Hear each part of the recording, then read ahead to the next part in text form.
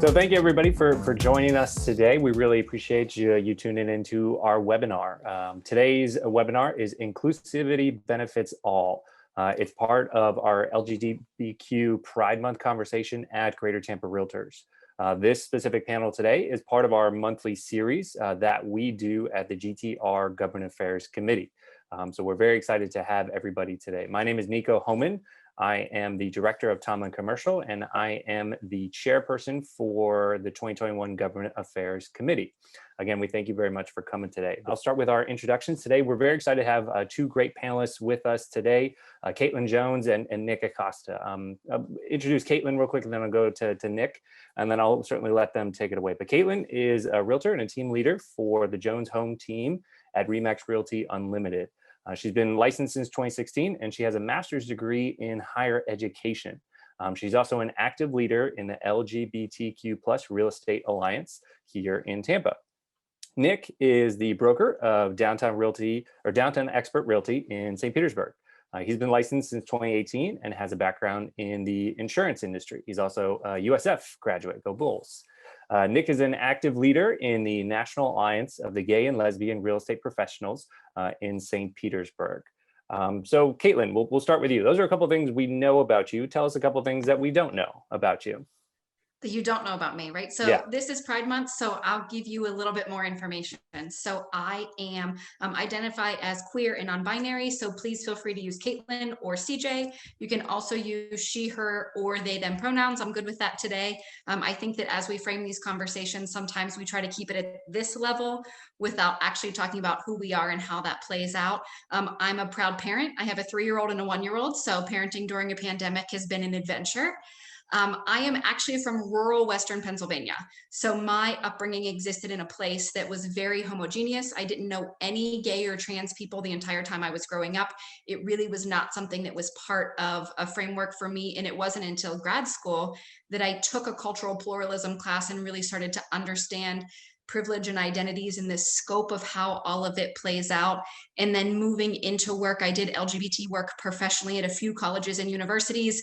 So this has been something that's truly part of who I am and how I move through the world. So I love the education piece of it, and then bringing it forward into conversations now in real estate, because I think the more that we explore, the more we explain, and the more we understand, the better we can best serve all home buyers, sellers, and everybody else that we work with. Awesome, perfect. And as a father of 3 kids, little ones, I can certainly relate to trying to raise little ones in a pandemic. It's not the easiest thing in the world, that's for sure.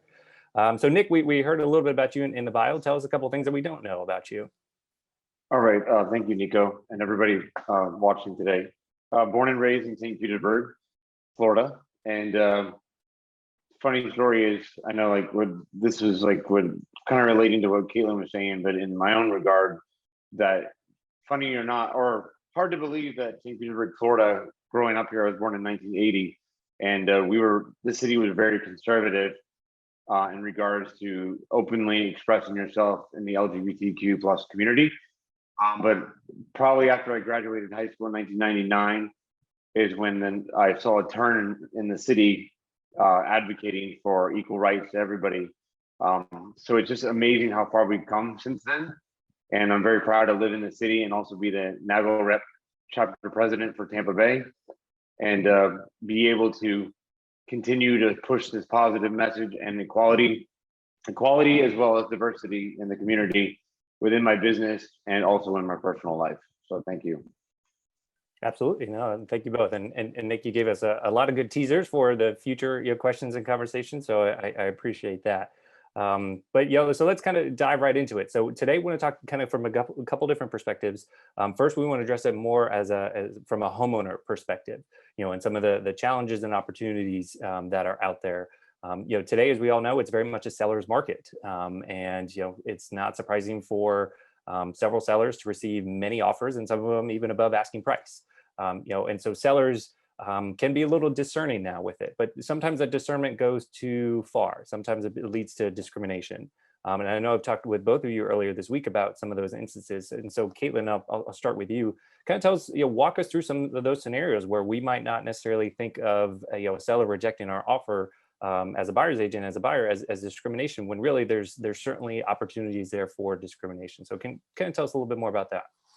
Well, and I think that, people are very afraid of the word discrimination. And a lot of times when people hear these topics, they say, whoa, whoa, whoa, that wasn't me. That wasn't what I intended.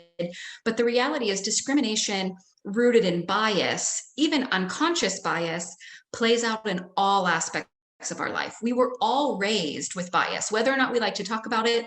We were. There are decisions that we make based on people, based on even names on paper. One really key example here is, so I used to work in career services, and they did a study a few years ago around names on resumes. So it relates to names on contracts, where they put the same resume forward, but on one resume they used Joseph, and on one resume they used Jose. Same qualifications. Joseph was called back for far, far, far more interviews than Jose. So I think that that's telling in terms of where we are, that people make decisions based on names on contracts. Right now, people make decisions based on Ring doorbells. They make decisions based on, hey, the neighbor saw this person. They make decisions based on things that are in their home. I mean, I said I'm a parent. We have cameras all over our house. So in terms of what sellers have access to right now, and it's on their phone. It's not even like it's later. I've been in situations where people are literally like, they're in my house right now watching things like that. So I think in terms of discrimination, there's so much opportunity out there for people to have more access than just sales price, closing date, escrow deposit. We hope that that's what they're using to make their decision, but the reality is they're not. The other thing is the LGBT community encompasses all other identities. So it encompasses race, it entails everything else. So when we work with LGBTQ plus folks, it also includes names that may be discriminated against based on last name. It also includes many other facets of how people move through the world. I had a couple a few years ago. They were an interracial couple, both women in their 50s and 60s. And they said, we know that we're checking the box for many forms of discrimination here. We are concerned not only about our offer being accepted, but more than that, we don't want our offer to be accepted in a neighborhood where we would not be safe. So I think that this is a multifaceted conversation and a multifaceted reality for people that so often we just say, oh, fair housing, it doesn't play out. But in reality, we're not just talking about contracts and laws, we're talking about people, and bias always plays out when we're talking about people. Absolutely, yeah. And so Nick, I'll give you the opportunity to answer that same question. How can sellers go from discernment to discrimination? Oh yeah, Nico. So I know we had talked about this before earlier in the week. Just noting on that, I've noticed among my associates, as well as what I've been going through some training, as well as what I've been reading in the news and stuff. Unfortunately, with the pandemic, post-pandemic world that we live in, and also that it's a seller's market with limited inventory, unfortunately, I'm seeing that the LGBTQ community is suffering discrimination. One, like Caitlin was talking about in regards to the names, but also seeing things in terms of the financing types. They're looking at the pre-approval letter, if it has a same-sex couple, 2 males or 2 females, on the pre-approval letter, that offers are getting kicked out and rejected. Of course, I've made my team fully aware of this to make sure to let me know and let everybody else know that if they're seeing any kind of discrimination because of a name or sexual orientation or whatever the case may be, to bring that to my attention, and then I'm reporting that to the powers that be within my local real estate board or real estate boards in general, to get the message out there so that other real estate agents are aware of this. Because if we don't report it and we are not aware of it, it'll unfortunately continue to happen, and discrimination and in terms of offers and things like that with housing will continue to progress in a negative way if we don't stop it in its tracks. Sure. Can I add one thing real quick? Please do, yeah. For the folks who are on this, if you're a member of any national real estate group, I am sure that you have seen from folks in our industry, a lot of realtors, that they are discriminating against LGBTQ plus folks. Some of the comments that have been playing out, some of the discussions in the discourse have really shown that it's not just sellers, it's not just buyers, it's truly are folks that we hope would be existing in a place to really move this forward, that it's not. it is a conversation where a lot of times there are agents involved that also hold these beliefs. I've dealt with title companies, I've dealt with lenders who have openly said things that would be considered discrimination against LGBTQ plus folks. So if we in our industry can't expect and be able to hold each other accountable, then it is that next level of having that expectation for sellers and buyers, because we're not always doing the best to mirror that within the conversations that we are having. Absolutely, yeah, and we will certainly touch more on, as as a professional real estate agent, just a professional in general, what are some things that we need to be aware of and issues we need to look out for. But so kind of going back to that conversation with buyers and sellers, Nick, we'll start with you, and Caitlin, we'll go to you. What are those conversations you have with your clients ahead of time, to let them know, hey, this is a potential that might come up? What do those conversations sound like for you and your clients? Well, for me, when I meet with my clients, I do this whether it's a buyer or seller, no matter what it is. I always first and foremost let them know that I have no tolerance for discrimination of any kind. And my business practices and my associates, I expect them to have the same, values like I do in terms of it's in our mission statement.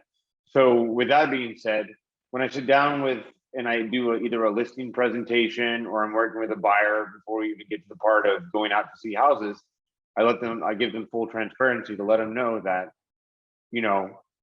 whether we have this pandemic world that we're in or no matter what, unfortunately, people always look towards trying to discriminate against a certain group, and that it's still out there even in 2021, unfortunately. And that these are some things, kind of basically what I do is I educate my consumer, my clients about discrimination to be aware of out there, whether they're, just to make sure that they're aware that you may potentially face discrimination, but I'm going to do everything in my power to put a stop to this or make somebody aware of it when somebody tries to call somebody out based on their sexual orientation, their race, their nationality, or their financial situation. And that's pretty much what I do is like I educate my clients and more than just the clients about these are potential chances for people to discriminate, and that I'm going to do my best to look out for it, but also want to make you guys as my buyer or seller to be aware of it as well. Copy that. Thanks, Nick. Caitlin, do you have anything else that, what are those conversations that you have with your clients about it? My entire business is rooted in the needs of the individual person. So I start every conversation, be it a buyer consult, a listing appointment, with what are their questions? What are their concerns? Because so often LGBTQ plus folks or marginalized folks in any capacity are already coming into the conversation with concerns. They're coming in with questions. So I start there and have those conversations around here's how it will play out. Also, talking about what I can do to front end some of those conversations. I work a lot with trans folks. So talking to specifically trans buyers who are getting a loan about how we have to disclose that there may be two names that are linked to your social security number, right? There are some front end things that we can do. I do a lot with title companies to make sure that people are able to take title in the way that they want and to do the work on behalf of buyers and sellers, because when people think about discrimination, they think about things that are overt, but they don't always consider the impact of a microaggression. So a microaggression are those little slights, those little snubs. I can think about one of the first couples that I worked with that were two men. The title company in the first email said, "Will you be taking title as a husband and wife?" That's a microaggression, because immediately this process is now not about them. Now they have to once again say, nope, gay couple, right? So it's some of those pieces to where I talk to people about the areas in the process that we can gain control, because unfortunately, as marginalized folks, you cannot prevent yourself from being discriminated against, but we can discuss what areas we have control and how we can front end some of those. And when people say, like, how do we guarantee that it isn't a situation where we aren't chosen because we're a queer couple or a gay couple, or how do we guarantee that that isn't happen? Affirming that and being real with folks that we can't guarantee.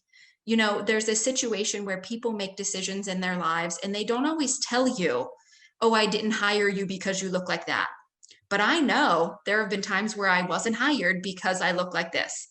There are times where I've actually worked with people and then they've ended that relationship once they found out that I was an LGBTQ plus person. So there are some situations that we can talk about up front. And the reality is that this will continue to play out because as a country, we're not there yet. And sexual orientation and gender identity are not in the Fair Housing Act. So people throw fair housing, throw it. But for our sellers and buyers, we have to understand that it's in the code of ethics, it's in some other verbiage, but from their standpoint, it's not even in that federal legislation. Sure, absolutely. And I'm glad you brought up the code of ethics, because obviously that governs how we as real estate realtors act in our course of business. And so kind of tell me a little bit about, what happens if we as real estate agents, we encounter either overt or, not so much overt discrimination in our practice. What are the avenues that we should do to report that, to make sure that this doesn't happen again? How do we prevent it from happening in the future? Nick, you talked about reporting, so I'll let you go first. Go ahead. I'm good. Oh yeah. So for reporting, what we would do, of course, is report it to our local board. One thing, I do see this on a daily basis, a lot of discrimination, and I completely agree with Caitlin on that, how we can't guarantee that we won't be discriminated against just because the world that we live in the United States is still not where it should be in terms of equality. But on that note, I always reach out to contacts at one of my local boards that I belong to. That's one thing I do. Also, if I do see it amongst one of our professionals in the business, I will reach out to the broker of that associate for that brokerage and make them aware of the discrimination that they're doing against somebody, against me. Even as a real estate professional, I've seen it myself, be discriminated by another real estate agent because I'm an LGBTQ man. And when they see me, they automatically assume, well, he's different. And they change their attitude towards me. So I've been discriminated in that regard. But getting back to that, like I said, reporting to local boards for NAR, National Association of Realtors, and even taking it up to the national level as well, because like you said, like I always say, if you don't report it, nobody will know what's happening. Of course, like Caitlin said, there's no guarantee it's not going to happen in the world, in our community, but we have to make people aware of it so that we can try to do our best to stop it.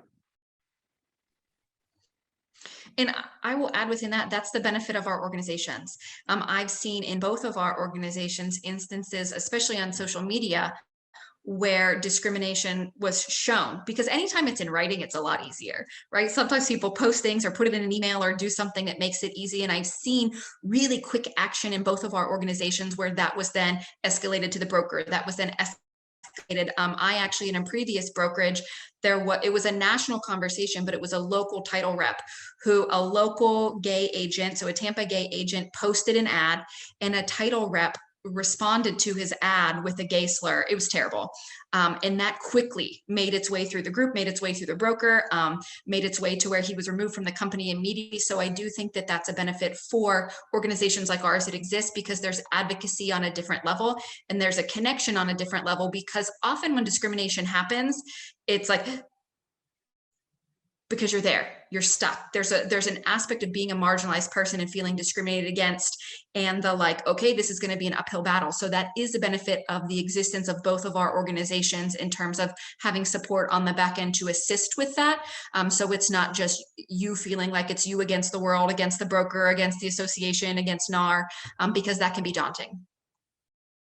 Yeah, absolutely. And I saw Stacy brought it up in the chat, and towards the end, we'll certainly talk more about some of the alliances and the organizations that both of you are a part of, and that GTR has helped organize as well. So that's a good question. We'll definitely touch more on that. So I know it was brought up a little bit before.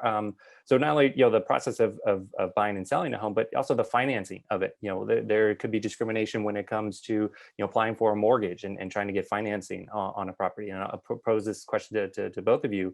What are some issues that come with financing a home, with getting a mortgage for a home for an LGBTQ individual or an LGBTQ plus couple?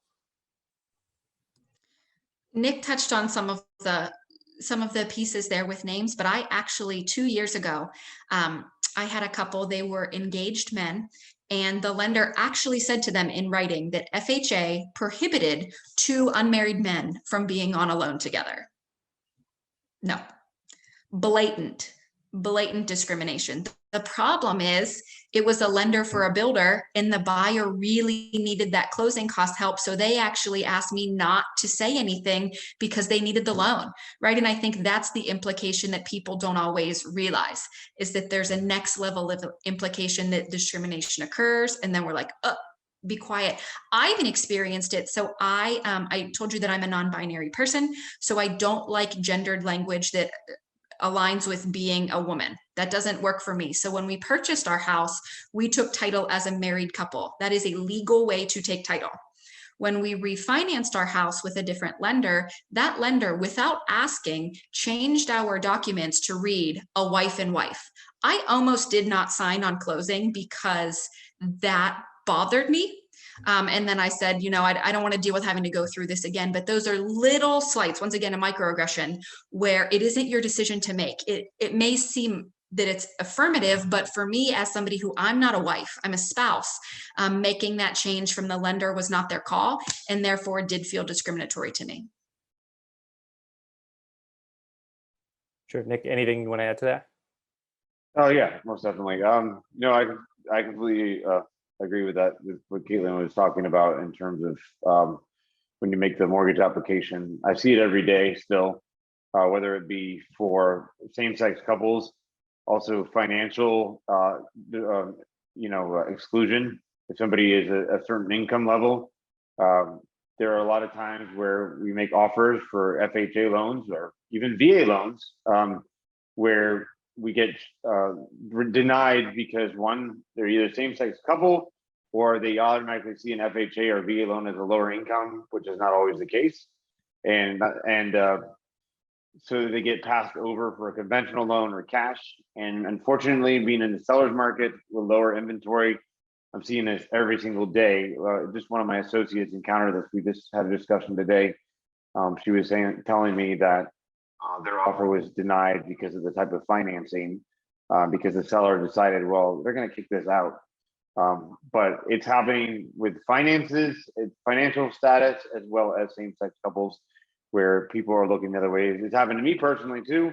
I put in a request for a refi loan in the past, and the particular lender started ignoring me once he realized that I was married to a man, and ended up having to work with another lender because he just made my file go into space, basically, because he knew we were a same-sex couple, unfortunately, with that.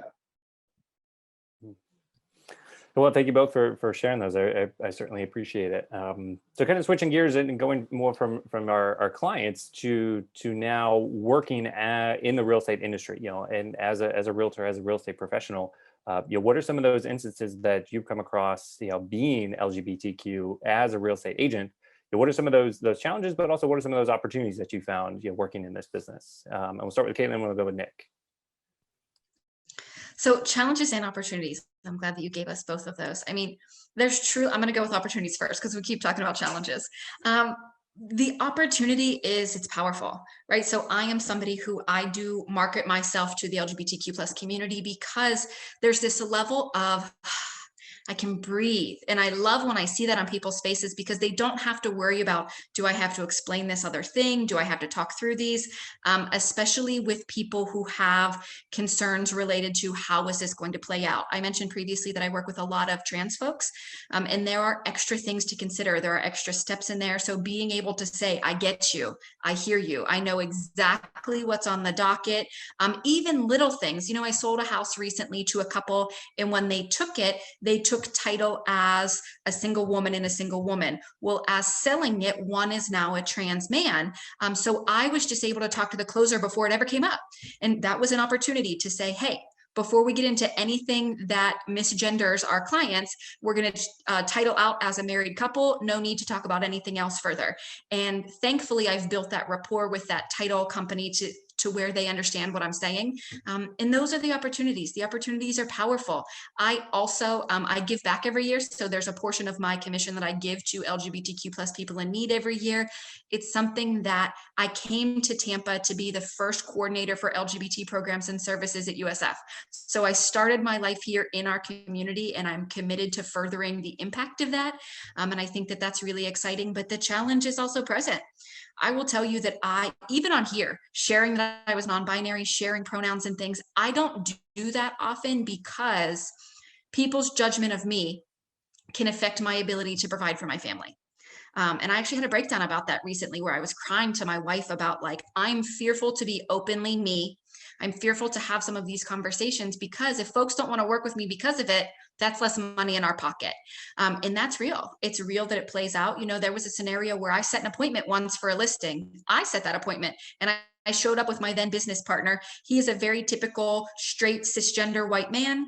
The seller got out, shook his hand. I was also wearing a tie. The seller looked at me, looked away, and walked away. He didn't look me in the eye. He didn't speak to me. He didn't shake my hand. So it was one of those where had I been there alone, he would not have talked to me. And people said like, well, what would you have done? I would have left because then my safety is at risk. You're not going to follow somebody in a situation like that. But I think so often people overlook that that's real for us as professionals and that it still comes up. It still plays out. And that unfortunately, sometimes I've talked about bias, that our internal biases play out more than we may realize in some of the conversations that happen, even just casual office conversation. Some of the conversations when you're submitting an offer, I catch myself a lot of times not mentioning my wife or not mentioning some true authentic aspects of me for fear of the ramification. I'm kind of over it. And I need to get to a place where I live in that authenticity because thankfully I can do so. And I have privilege in those areas, but I do want folks who are listening to understand that like, this is real and it plays out for a lot of us. I don't know you all, but I know that we have white passing privilege or light passing privilege. So we have to add on that for folks who are people of color, for folks who are of different abilities, for folks who are of different religions in the LGBTQ plus community, that level of marginalization and potential discrimination could even be worse. Caitlin, thank you for sharing. Nick, I'll let you answer that question. Opportunities and challenges. Most definitely, Nico. So yeah, so the one reason that I joined NAGLREP, National Association of Gay, Lesbian, Real Estate Professionals, is because I wanted to be an advocate to those that did not understand what LGBTQ discrimination meant and how they're affecting people by being discriminatory. That was one of my biggest reasons for joining that organization. And every day I advocate for making sure that everybody is understanding of what I go through too as a person. Like our organization, we accept, of course, everybody, any heterosexual can join NAGLREP, and we're open to everyone, just like we want everyone to be open to us, you know?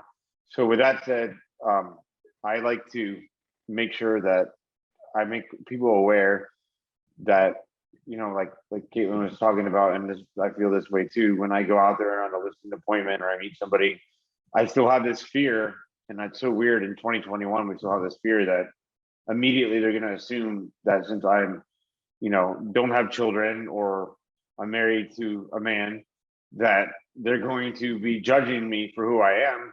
And then I feel nervous to talk to them because in my head, I'm playing like a tape, so to speak, thinking like, oh my gosh, what are they talking about? What are they judging me on right now? Are they judging me that I'm not married to a woman and that I don't have children and I don't go to church every Sunday or whatever it may be? That I still have that fear too when I go out there. I always feel like somebody's behind me and I'm having to look behind me to see if anybody's actually sitting there judging me because I don't know what they're thinking. And I still have that, I'm still very overprotective and cautious. And this is the reason that we've got to continue to spread this message out there about inclusivity and equality and diversity, because, you know, just like Caitlin was saying about herself, about, you know, that this is a fear that we still live with every day. And even other real estate professionals in the business that I've been judged by before, maybe like submitting offers that I felt like my offer for my client was denied because that I was an LGBTQ man. Sounds good, Nick. Thank you very much for answering that. And you touched a little bit on NAGLREP too. And so I'll give you another minute or two to pitch NAGLREP, and then Caitlin will go with you. But kind of tell us the attendees here a little bit about what it is, and some more of the things that the organization does. All right, yeah. So NAGLREP is an organization that you can join at naglrep.com. And basically what we do is we're real estate professionals. There's also title people, title companies in there, as well as lenders and home inspectors and various other entities within the real estate business. And basically when you join this, you can search for other real estate agents, other title people, other lenders. In regards to, like, for my own personal example here, now I have a preferred lender that I met on NAGLREP that I'm working with closely. So you can put your information out there. They can contact you by email or phone. And then also we have an event coming up September 21st in St. Petersburg, Florida, in my hometown.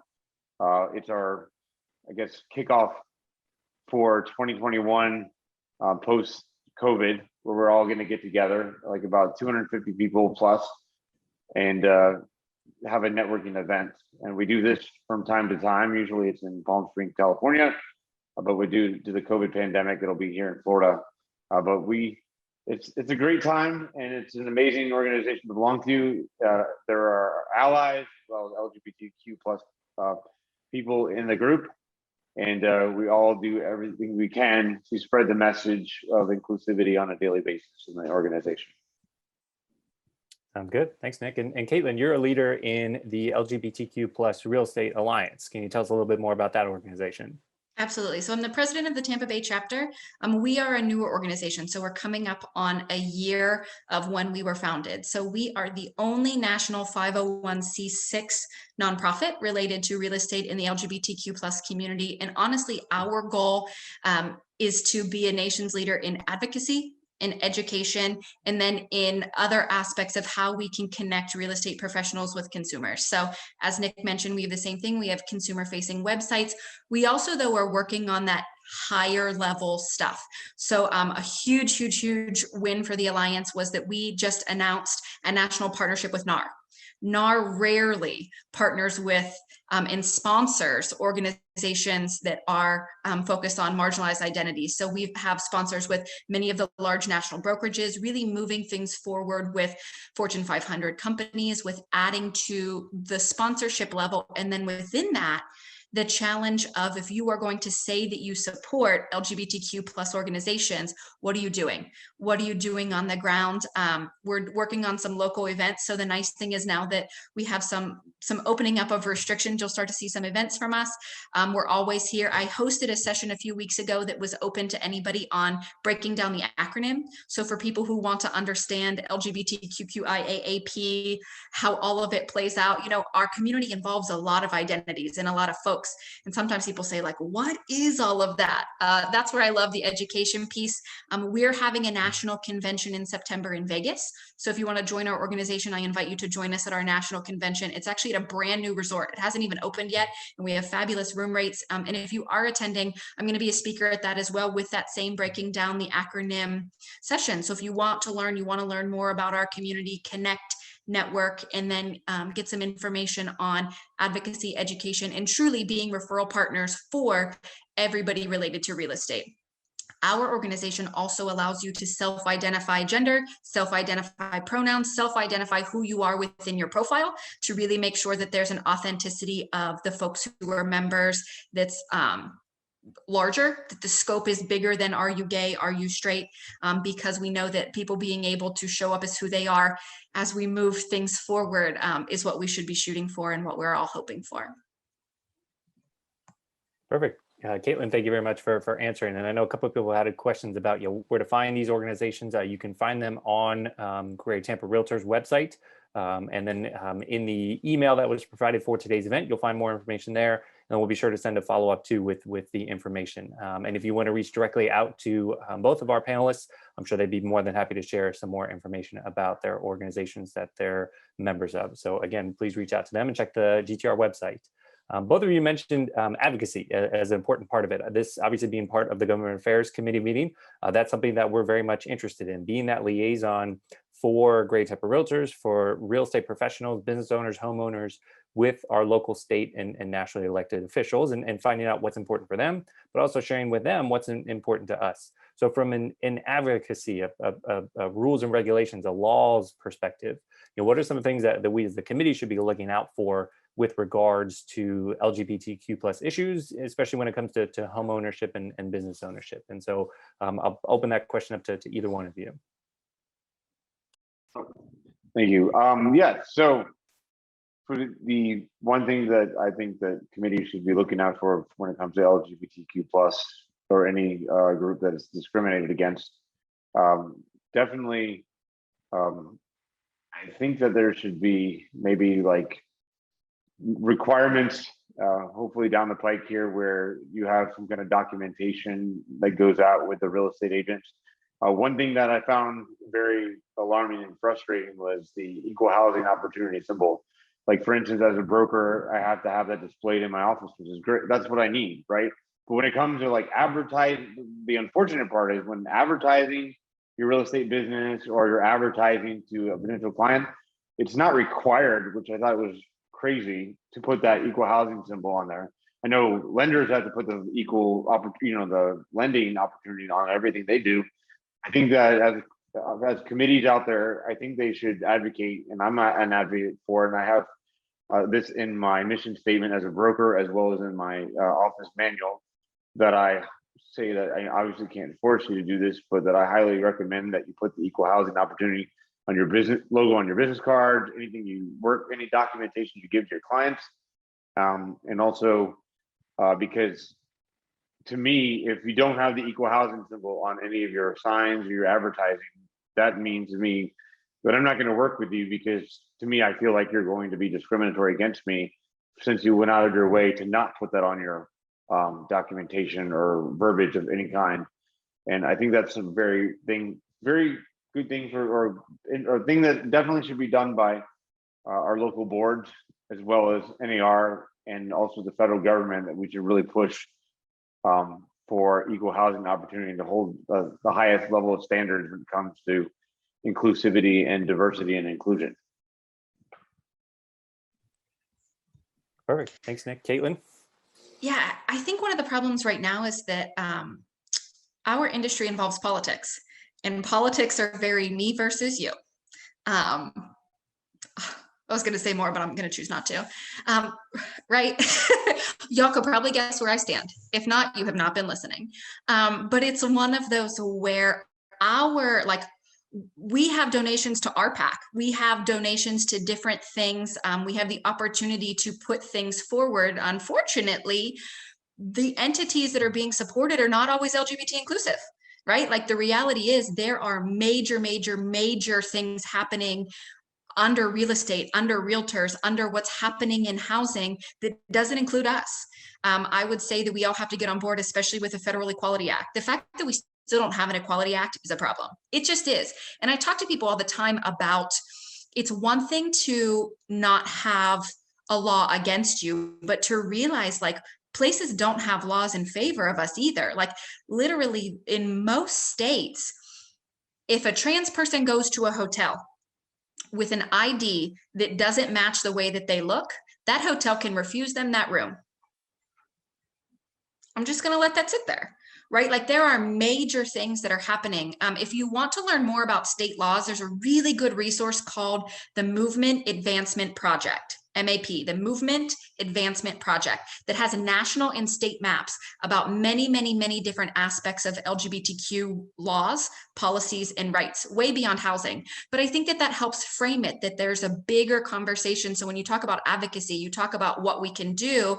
I know some people have dropped in the chat that, like, the city of Tampa has anti-discrimination, Hillsborough County has anti-discrimination. But my question would be, what do you actually do about that? And how do people know about that? So if I'm in the city of Tampa and I think that a buyer was discriminated against, what's actually going to happen, right? And I think that so often we talk about having anti-discrimination policies without understanding what that looks like in practice and what the limitations are of what that looks like in practice. And until we can frame that and start to train people, as Nick was saying, like people don't even know about having like a symbol that's this big. They don't even know why they should have that on their marketing. We have a lot of education that's necessary. And frankly, I shared with you that I have a master's degree. So I got a master's degree to work with college students, but I took an online class and a test to become a realtor. And we all know that our continuing education is rather lax. So I think that there's an opportunity for so much more to be put out there in areas like this, because a lot of people don't know what they don't know.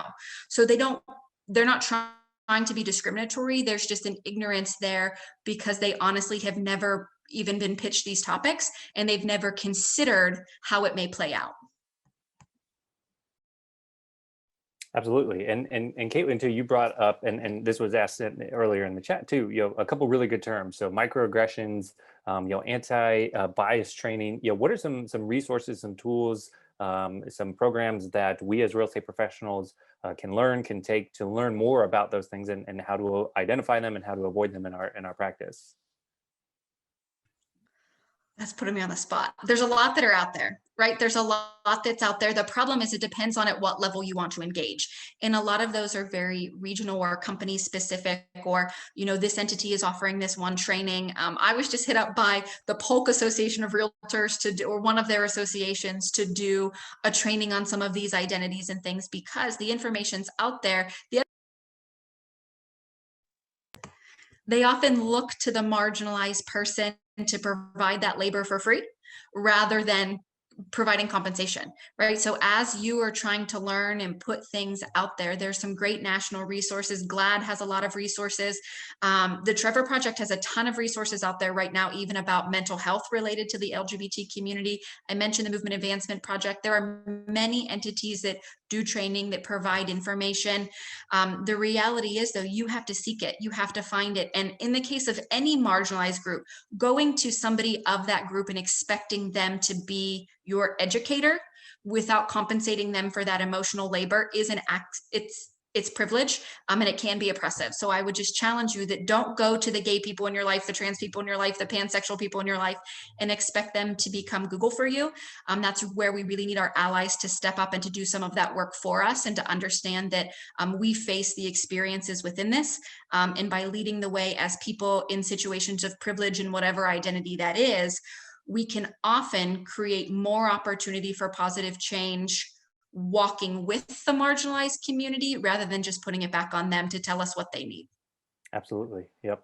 And Nick, you and I talked a little, earlier in the week, it's great that June is, Pride Awareness Month and Pride Appreciation Month, but you were saying, just because the calendar rolls to July 1st doesn't mean that all this should go away. So what are some things that we can do to make sure that this is top of mind year round and not just in the month of June? Well, in my own personal, motivation and mantra is, like we talked about a couple of days ago at the beginning of the week. Yeah, it's so crazy every year, and that everybody gets so hung up on Pride Month for June, and then it seems like July 1st, the Pride flags in the city and everything come down, right? All the Pride flags come down, and it's just like I have this new passion, brand new passion. Well, not really brand new passion, but I'm sharing this passion, is what I should say, with everybody now. That it's pride and inclusivity and equality and diversity 24/7. When July 1 rolls around, the pride flags don't come down. That we should be celebrating who we are every single day of the week for our entire lives. And not just, June. I'm glad that we do have a Pride Month. It's an awesome thing when we have the parade, when we do have one. I know it didn't happen in St. Pete this year because of COVID, but I know they still have an event going on for 4 weeks. But what I'm saying is that I guess we feel probably only that the general society that is non-LGBTQ only accepts us in the month of June. And I think that they perceive it that way too. So if we were to do something on a constant basis, or make sure that people are aware of it 24/7, then we will not be like, like how Caitlin used the word marginalized, that we're just tied to this one month. And then maybe people that are against who we are going to say, oh, they get their month in June. Well, no, we are proud of who we are. We're LGBTQ plus every single day of the week. And that we should be proud of who we are every single day and not just let it go away on July 1st and then have to wait again until June of the following year, is what I think, in my opinion. Sounds good. Caitlin, you add anything to that too? Yeah, we have to acknowledge that rainbow capitalism is trendy. You can quote me on that. Rainbow capitalism is trendy. Are you kidding? Look at the amount of rainbows that are out there right now. We got rainbow this and rainbow that, right? Businesses are like, shoot, slap a rainbow on it and somebody will buy it. Great. But what are you doing beyond that? What change are you creating? Something that is really, really damaging is performative allyship. What that means is that acting like you're an ally by making a post on Facebook, but not actually doing anything beyond that, of acting like you have somebody's best interests. And this is the definition of ally. So you can support somebody without being an ally, but in order to be an ally, you actually have to be willing to make yourself uncomfortable for the cause. You actually have to be willing to stand up and do work. Literally, before I jumped on this, I was in a comment battle on Instagram because there was a magazine that did a Pride Month feature with a lot of really prominent LGBTQ plus celebrities.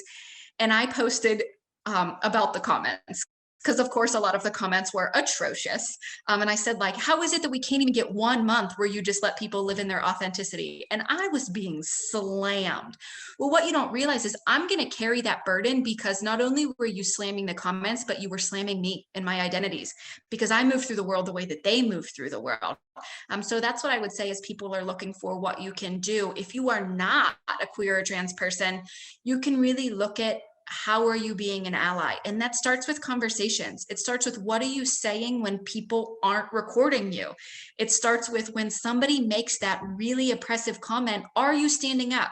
So my favorite quote is from Desmond Tutu, who said, "Those who were silent in the face of oppression choose the side of the oppressor." And I think so often people choose to be quiet because they say, oh, it doesn't really involve me. That's the point. As long as you can step out of it because it doesn't involve you, we will never be equal, we will never have equity, and we will never truly be at a place of inclusion, because you are continuing to be silent, knowing that oppression occurred, saying, not today, friend. It just keeps happening. There's no way to move past it. Absolutely. Well said, Caitlin. Appreciate it. So we are coming up close to our time here. So if any of our attendees, if you have any final questions or comments that you'd like to ask our panelists, please drop that in the chat or the Q&A right now. Just as a reminder for everybody, so June is also National Homeownership Month, and as real estate professionals, obviously homeownership is very important to us. So the Government Affairs Committee will also be hosting a panel on Monday, June 21st at 1 o'clock with the Tampa Housing Authority. I'll be leading that panel discussion with members of the Tampa Housing Authority about home ownership for all, for all socioeconomic groups here in Tampa Bay, and what we as real estate professionals can do to get as many people as homeowners as possible. So stay tuned for that, Monday, June 21st at 1 p.m. It's already on the GTAR calendar, and you'll probably see it in your e-connections as well. Also, the Government Affairs Committee meetings are every month on the first Friday of every month. Starting in August, we'll be having those meetings in person at GTR. And so if you're interested in coming and learning more about LGBTQ plus issues as it relate to housing and real estate, but also many other issues that we talk about in the Government Affairs Committee meetings, we encourage you to mark your calendars for the first Friday of every month at GTAR at 9:30 a.m. So with that, let me take a look at the chat and Q&A if we got anything else coming in. Looks like Something was asked a while ago about access to LGBT inclusive lenders, vendors. As you were talking, I was looking back at that. That can be found on both of our websites in terms of, I know NAGLREP has members who are various, lenders, inspectors, things like that. The Alliance does too. Those are people who have chosen to be part of it. The one thing that I will caution is, are you actually LGBTQ plus friendly, or are you saying, yeah, because you want the money? So I had a lender tell me once, I don't care who you are, as long as you have money. And I would challenge you that if you actually want to be inclusive, that is the problem. I don't care who you are. Hard stop. You do need to care who we are. You need to understand that LGBTQ plus people move through the world differently. You need to understand that people of color move through the world differently. You need to understand that people of non-Christian faiths move through the world differently, right? We could go on and on and on.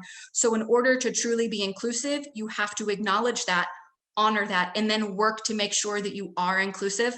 I had an inspector who I thought was truly LGBT inclusive, but my buyer used they, them pronouns, and they were not willing to follow suit. That then tells me that you are not actually LGBT inclusive. You might be gay inclusive, but in terms of the bigger picture, it made me look bad, it made the client uncomfortable, and it really was an unfortunate scenario that didn't need to play out that way.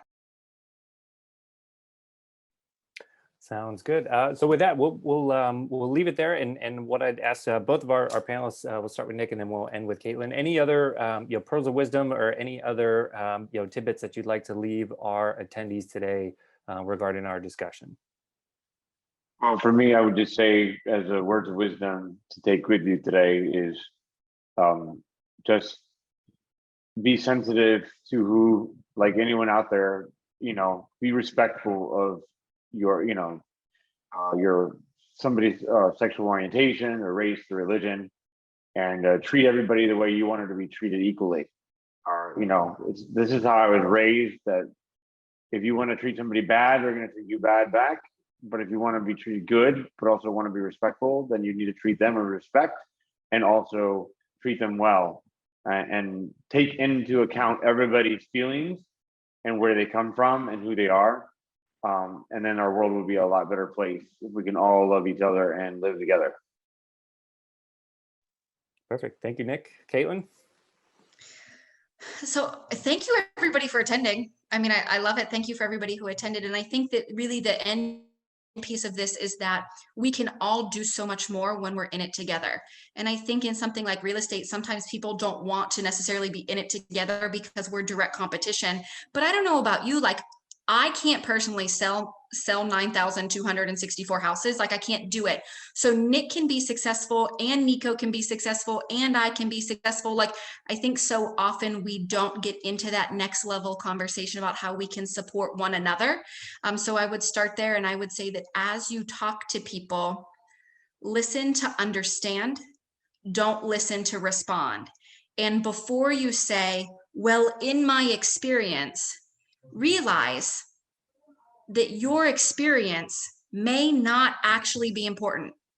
If you've never walked through the world as an LGBTQ plus person, when somebody is trying to tell you about LGBTQ plus home ownership, pull your experience back and let yourself listen. Let yourself understand that we have a different experience than you.